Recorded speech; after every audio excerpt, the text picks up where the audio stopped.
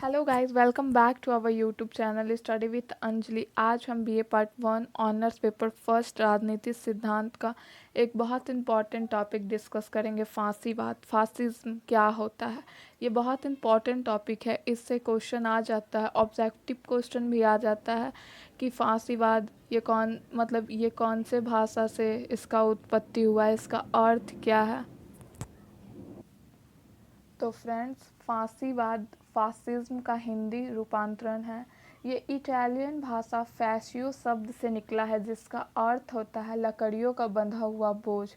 प्राचीन काल में रोमन साम्राज्य का राष्ट्रीय चिन्ह लकड़ियों का बंधा हुआ बोझ तथा एक कुल्हाड़ी था। लकड़ियों का बंधा हुआ बोझ राष्ट्रीय एकता तथा कुल्हाड़ी राज्य शक्ति का प्रतीक माना जाता था। तो फ्रेंड्स, फांसीवाद जनरली अधिनायक तंत्र से संबंधित है। 1922 में मुसोलिनी ने अधिनायक तंत्र की स्थापना इटली में की थी।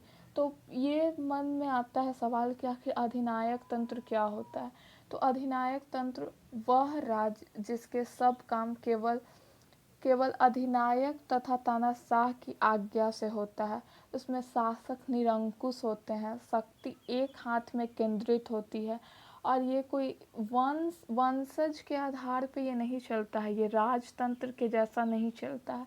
ये इसमें जो अधिनायक तंत्र के जो शासक होते हैं वो किसी दल के नेता होते हैं या सैनिक अधिकारी होते हैं या शक्ति संपन्न व्यक्ति होते हैं। ये वंशानुगत नहीं चलता है, इसमें कोई राजा नहीं होता है, ये कोई दल का नेता होता है। अधिनायक तंत्र की स्थापना जो करते हैं या सैनिक अधिकारी या शक्ति संपन्न व्यक्ति के द्वारा किया जाता है इसका स्थापना। फ्रेंड्स, तो आइए चलिए देखते हैं आखिर अधिनायक तंत्र मतलब फांसीवाद की उत्पत्ति कैसे हुई। तो प्रथम विश्व युद्ध का उद्देश्य यही था कि जनतंत्रवाद की स्थापना की जाए और तानाशाही को हमेशा के लिए खत्म किया जाए। किंतु प्रथम विश्व युद्ध की समाप्ति के बाद लोकतंत्र की स्थापना के बदले अंतर्राष्ट्रीय धरातल पर अधिनायक तंत्र की उत्पत्ति हुई। तो मैंने अभी बता दिया है कि अधिनायक तंत्र क्या होता है। तो फांसीवाद की उत्पत्ति प्रथम विश्व युद्ध के पश्चात इटली में मुसोलिनी के नेतृत्व में हुई थी। मध्य युग में इटली छोटे छोटे स्वतंत्र राज्यों में विभक्त हो चुका था, जहां राजनीतिक दल की संख्या असंख्य थी, वहां की जनता अनपढ़ थी। परिणाम स्वरूप वहां के लोग में संसदीय लोकतंत्र के प्रति निष्ठा एवं विश्वास का अभाव था। तो वहाँ के लोगों में लोकतंत्र के प्रति विश्वास का अभाव था। तो आइए देखते हैं फांसीवाद सिद्धांत की अपेक्षा क्या है।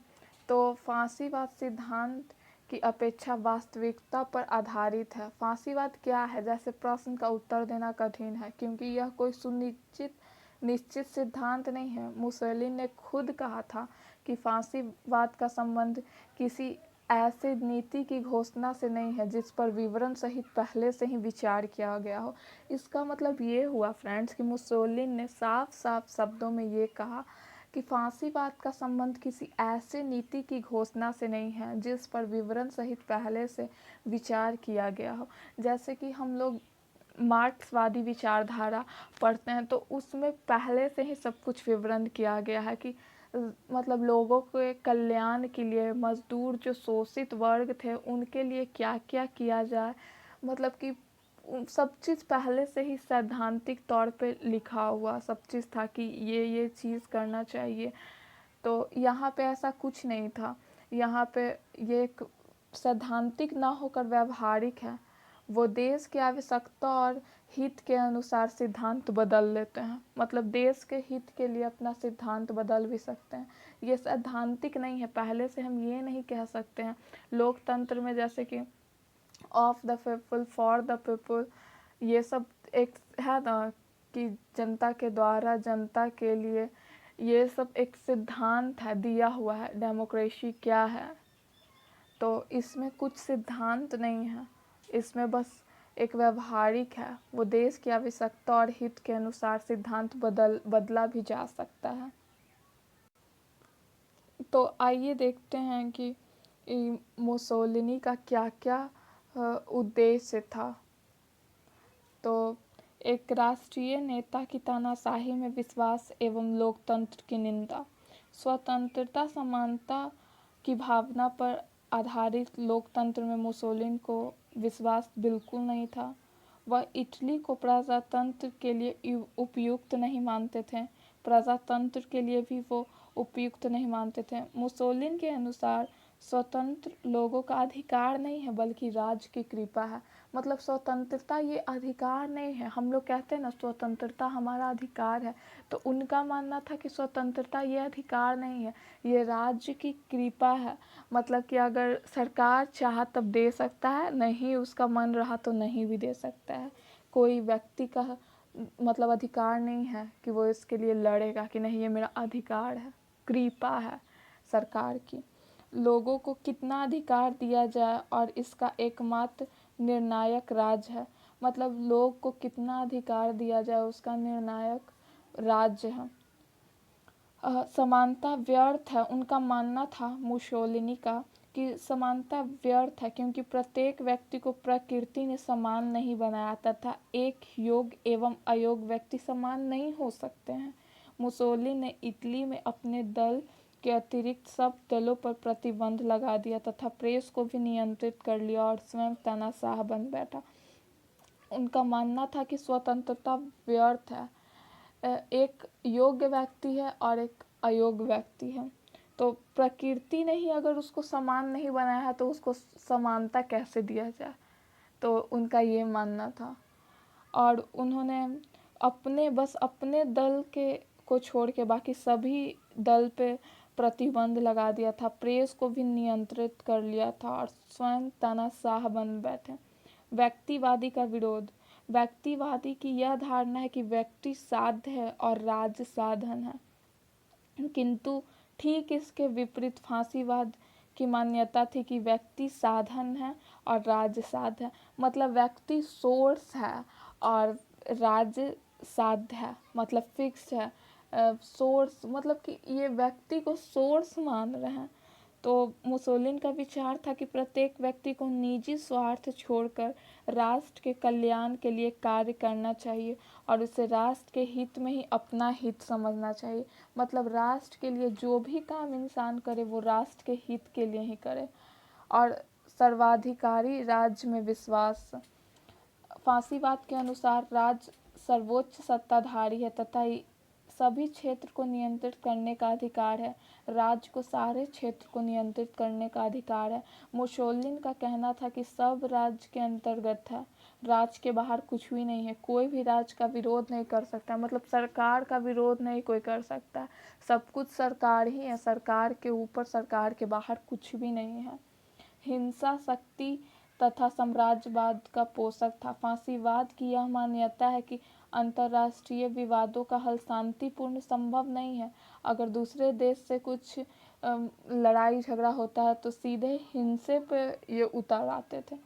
हिंसा तथा शक्ति वे विश्वास करते थे। वो युद्धों को आवश्यक एवं अनिवार्य मानते थे। मुसोलिनी साम्राज्यवाद का प्रबल समर्थक था। अंततः उसके कई छोटे छोटे देश पे विजय प्राप्त भी की थी। उन्होंने साम्राज्यवाद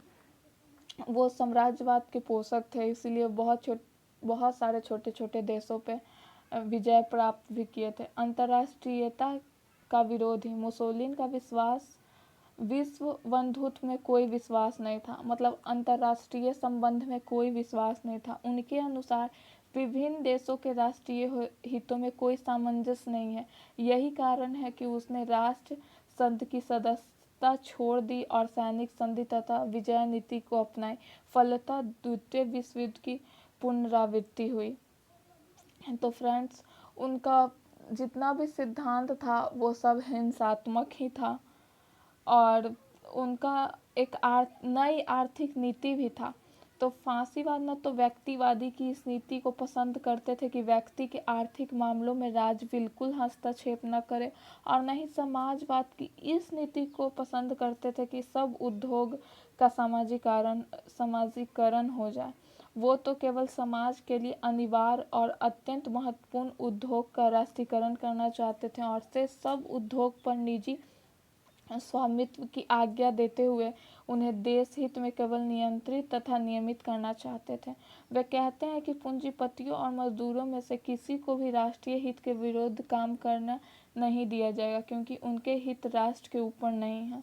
तो फ्रेंड्स, हमने फांसीवाद का सिद्धांत देखा, उनका क्या सिद्धांत था। अब फांसीवाद के दोष देखते हैं कि फांसीवाद का आखिर दोष क्या था। तो राज्य को साध्य एवं व्यक्ति को साधन मानना उचित नहीं था। ये कहीं से भी उचित नहीं था। राज्य को साध्य तथा व्यक्ति को साधन मानना उचित नहीं था, क्योंकि इस सिद्धांत के आधार पर व्यक्ति के जीवन का कोई मूल्य नहीं रह जाता। व्यक्ति एक विवेकशील एवं चेतनाशील प्राणी है। उसको पता है कि हमको क्या करना है, क्या नहीं, ये चीज़ मेरे लिए सही है, ये चीज़ मेरे लिए गलत है। व्यक्ति एक ऐसा उपकरण नहीं है जिसका प्रयोग राज्य के हित में मनचाहे ढंग से। सही बात है, व्यक्ति एक कोई उपकरण नहीं है कि राज्य के हित के लिए उसको जैसे मन वैसे घुमाया जा सके। लोकतंत्र के आधार स्वतंत्रता समानता की भावना का विरोधी। वो समानता स्वतंत्रता तो चाहते ही नहीं थे। फांसीवाद लोकतंत्र के आधार स्तंभ, जो लोकतंत्र का आधार स्तंभ है, स्वतंत्रता समानता की भावना का विरोध करते थे। जबकि मनुष्य का सही उद्देश्य जीवन की पूर्णता को प्राप्त करना है। समानता स्वतंत्रता की भावना को मूल अवस्था है, जिसके बिना मनुष्य एक यांत्रिक उपकरण के सदृश हो जाएगा।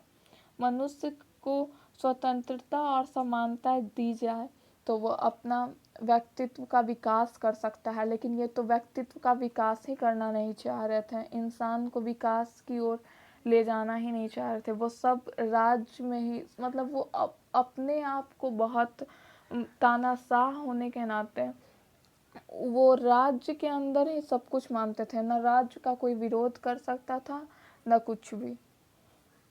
साम्राज्यवाद तथा अंतर्राष्ट्रीय अशांति का पोषक। फांसीवाद का उद्देश्य साम्राज्यवाद असंतोष के कारण हुआ था। अंततः उनका उद्देश्य अपने खोए हुए उपनिवेशों को पुनः प्राप्त करना था, जो युद्ध द्वारा ही संभव था। इस प्रकार फांसीवादियों का युद्ध प्रेम अंतर्राष्ट्रीय अशांति का परिचारक है। वो युद्ध प्रेमी थे, वो युद्ध ही चाहते थे, हिंसा चाहते थे, वो अशांति ही चाहते थे।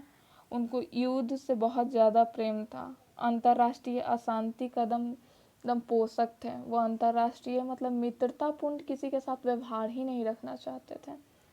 वो युद्ध को आवश्यक बताते हैं। शासन व्यवस्था का अत्यधिक केंद्रीकरण। फांसीवाद शासन व्यवस्था का अत्यधिक केंद्रीकरण तथा पूर्णतः आतंकपूर्ण था। केंद्रित शासन में नौकरशाही का बोलबाला भी हो जाता है। उसका एकमात्र उद्देश्य अधिनायक के आदेश अनुसार प्रशासन चलाना होता है। अंततः प्रशासन ईमानदारी भी नहीं किया जाता है, मतलब प्रशासन भी ईमानदार नहीं होता है। इसमें साहित्य कला विज्ञान की उपेक्षा की जाती है। फांसीवाद साहित्य कला विज्ञान इत्यादि को स्वतंत्र रूप से विकसित होने का मौका नहीं देता है। सब पर राज का नियंत्रित होता है। ये सारे कार्य राष्ट्र को सुरक्षित रखकर ही संपादित किया जाता है, न कि वस्तु स्थिति और सत्यता को सामने रखकर। प्रेस पर भी इनका नियंत्रण था। मतलब ये कोई चीज़ को विकास करना ही नहीं चाहते थे। न साहित्य कला विज्ञान कुछ भी नहीं, न उनके अगेंस्ट कुछ छप नहीं सकता था। प्रेस पर भी एकदम पूर्ण नियंत्रण लगाए हुए थे। फांसीवाद अतिवादित स्वयं इसके विनाश का कारण बना। फांसीवाद की अतिवादिता इसके विनाश का कारण बना और द्वितीय विश्व युद्ध की ज्वालाओं में यह खुद समाप्त हो गया। इस विश्व युद्ध में इटली की हार हुई तथा मुसोलिनी की हत्या कर दी गई।